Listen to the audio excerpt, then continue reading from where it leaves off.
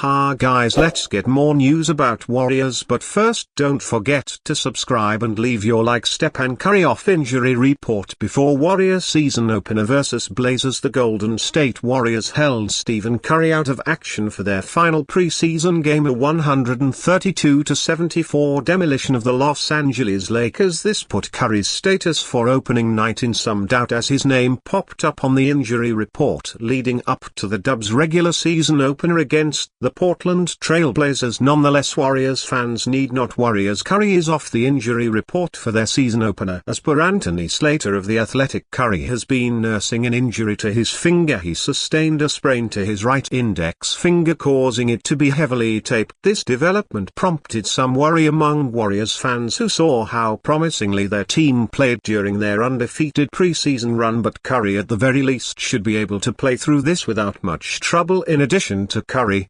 Brandon Pody has also been dealing with a nose injury that he sustained during preseason. Pody won't be missing time, however, as he is off the injury report as well. In fact, Slater pointed out that the Warriors have a blank injury report heading into their Wednesday night contest against the Blazers, the exact manner in which they would want to start the season. Curry suited up in 4 of the Warriors' preseason games, only missing their final outing against the Lakers and a game on October 13 against the Detroit Pistons. In a similar vein to the way he began the 2024 Paris Olympics, Curry did not shoot the ball too well during exhibition season. He put up just 11.0 points, 2.3 rebounds and 3.3 assists per game on 36.6% shooting from the field and 28.3% from beyond the arc. This should not be a cause for concern whatsoever, as the 36-year-old star usually runs into form sooner than later, and against one of the worst teams in the Western Conference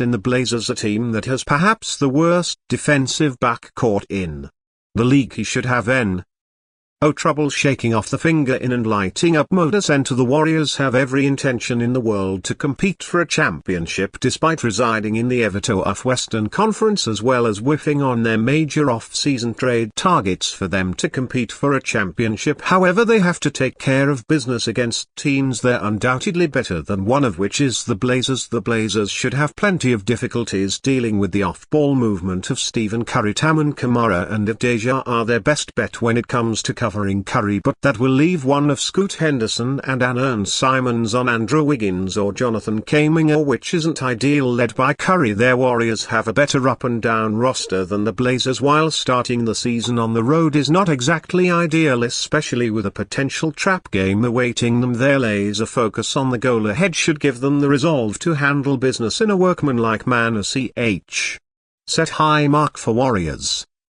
to match former guard makes uninspiring team debut. Head coach Steve Kerr has repeatedly stated his desire for the Golden State Warriors to be a high-volume three-point shooting team, and that came to fruition during the preseason despite little impact from Stephen Curry. But if the Warriors want to lead the league in three-point attempts this season, they're likely to have their work cut out matching the reigning champion Boston Celtics celebrating ring night in the league season opener. On Tuesday, the Celtics obliterated the New York Knicks with a barrage of threes to light up TD Garden. Jason Tatum led the way for the hosts with 37 points on 8 of 11 shooting as Boston tied a league record with 29 threes in their 132-109 victory. The Celtics looked destined to break the Milwaukee Bucks record set in 2020, yet they missed their last 13 three-point attempts over the last 9 minutes of the game. Boston finished shooting 29 of 61, 47.1% from three-point range, with every starter connecting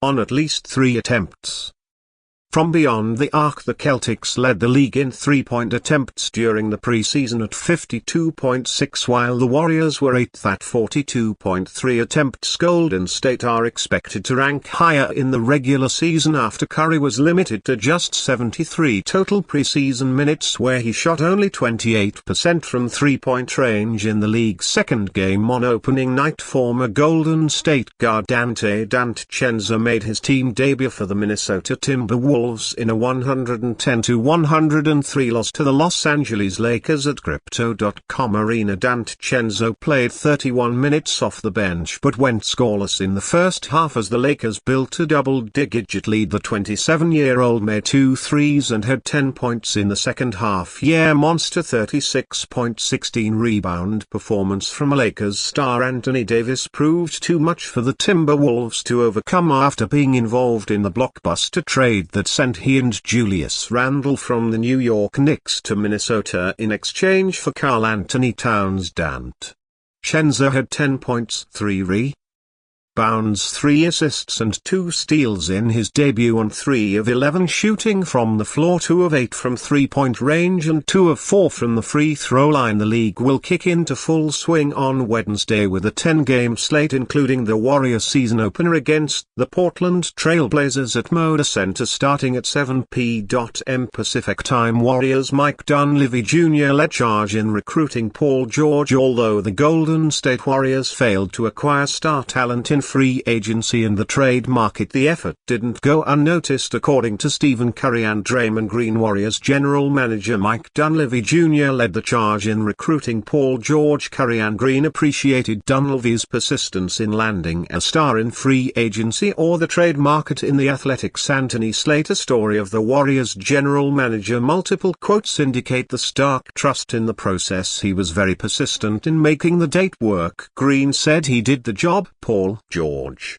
wanted to come here, so shout out to Mike. The Clippers just wouldn't do and opt in and trade due to the Los Angeles Clippers' inability to cooperate with the Warriors front office. George signed in free agency with the Philadelphia 76ers. George thanked the Warriors regarding free agency stars. The Clippers and George didn't end their relationship on bad terms, but one couldn't say it concluded amicably. That said, why would the Clippers want to help out George? Furthermore, the Clippers helping a California rival franchise which has eclipsed it in nearly every category makes little to no sense. Competitively, Curry expressed the same disposition during the summer. Let keep it real, Curry said. Most teams are probably not going to want to help us. However, Dunleavy bounced back quite effectively by signing multiple rotation players. And you fan, what do you think of the situation of Paul George? Leave your opinion in the comments.